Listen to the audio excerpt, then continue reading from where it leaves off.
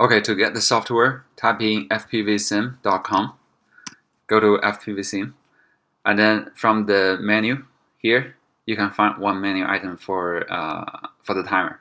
Click into it. And here I have some description, some introductions for the timer. So feel free to go through it if you're interested. To get the software, just click download the timer software. This will point you to the GitHub repo for the timer app. This repo is only for release only. It doesn't have the source code. The software is closed source, but the timer hardware and the firmware is open source. And come here, find the installer for your platform. For example, right now I'm using Mac. I'll just download the DMG file.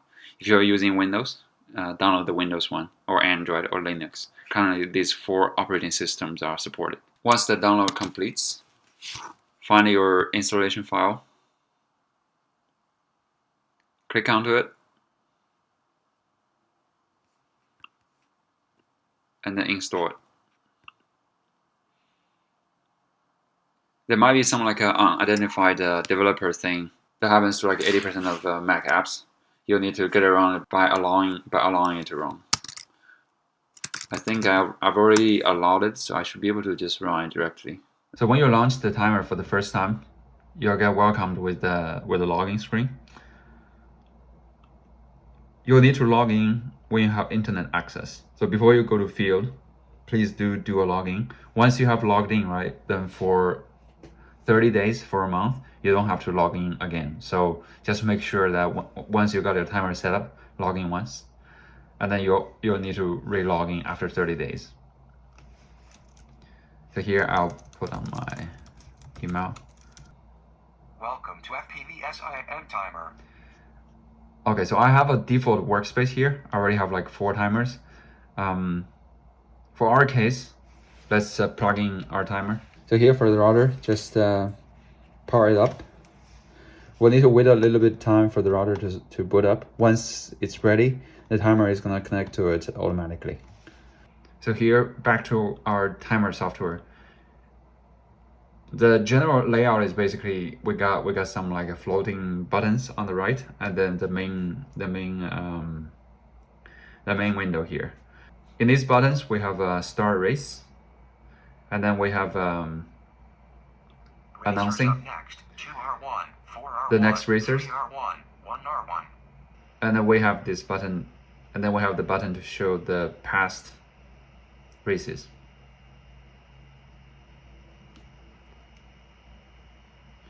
My computer is a little slow right now. Sorry about that. So here you can see all the past races with charts to show you statistics.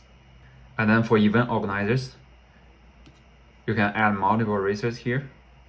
So for example, right now I have like 1, 2, 3, 4 racer, and then you can also add different groups, put them into different groups. And then you will be able to, if you have multiple groups, right? So for example, if I have like 2 groups here,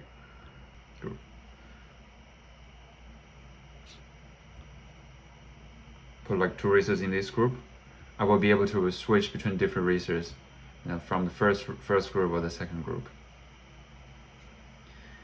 And then if you click this dot dot dot, you'll get more menus.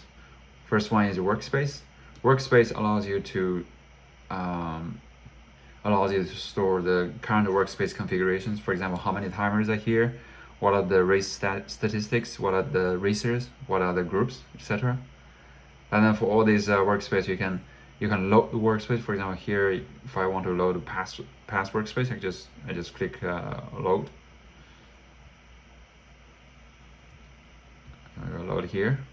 Welcome to FPVSIM Then just 2 timers for this workspace. Of course, you can also save your current workspace here and remove existing ones. Do note that to load workspaces and save your current workspace, you need internet access. And then here comes to our timers menu. Here you can add like more timers. Note that multiple timer support is only for event basic subscriptions. So you'll need to be an event organizer to be able to add multiple timers. For free users or solo racers, you can only add one timer. In this case, we don't need multiple timers. I'll just remove them. Okay, so here I got a race group that has 2 racers, I just remove one, and then I'll be able to remove the rest of the timers here. Okay, just one timer. And then comes to our account. It shows your email, what's your current plan, and what's the software version, etc. And you can also log out from here if you want to switch accounts. Yeah, now that our router has booted up, let's connect to our router. Go to your Wi-Fi and find your timer. So here, this is the timer router. You'll also find an FPVSIM dash. This is the hotspot of the timer. So when you are setting up the timer for the first time, you'll need to connect to the hotspot. So right now I'm connecting to the hotspot of the timer. Okay, it's connected, and then you click on the connect timer hotspot button. Now it's connected, right? And then here, and the first thing you want to set up when you connect to the hotspot for the first time is the Wi-Fi router configurations. What's the router SSID? Basically the name we see here. And then what's the Wi-Fi password?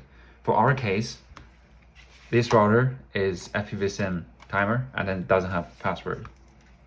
Once you put that in, click on save and reboot.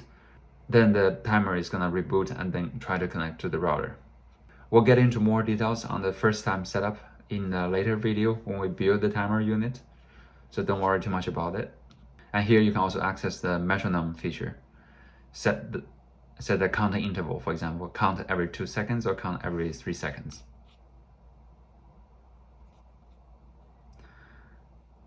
And then when you're ready, just click on this flag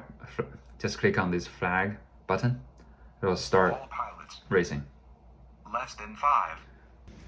Power on the quad. You can see 2983. once I unplug it, it will simulate basically a pass. And then you can see it recorded the time and then starts counting every 3 seconds. 21. When you're done with the race, just click on submit race. And once you submit your race, you'll be able to see your race stats here. For this one, we only have like 1 data point, so it's not very pretty. But let me find a previous one. I have one in this. Yeah, so for example, in this one, right, I have like I think this is a training previous day. I remember my slowest lap is around like 22 seconds or something. Let's just put a 23 or something here. And then basically you can see a trend. So on that day, I've been improving until like lap 45 or something. And then after that, I basically didn't improve at all. I maybe doing a little worse at the end. So this race stats is very useful to show you a trend of your lap time. So to make my training more effective that day, I should probably just change to a different track after I reach, probably lap 60 or something, because I'm not improving anyway after that.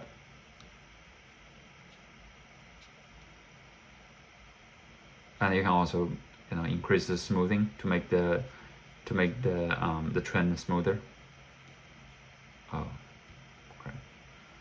So it's less susceptible to noises. Awesome. Yeah, this is a simple go through. Thanks for watching. If you have any questions, feel free to put a comment down below or reach out. I'll see you next time. Thank you.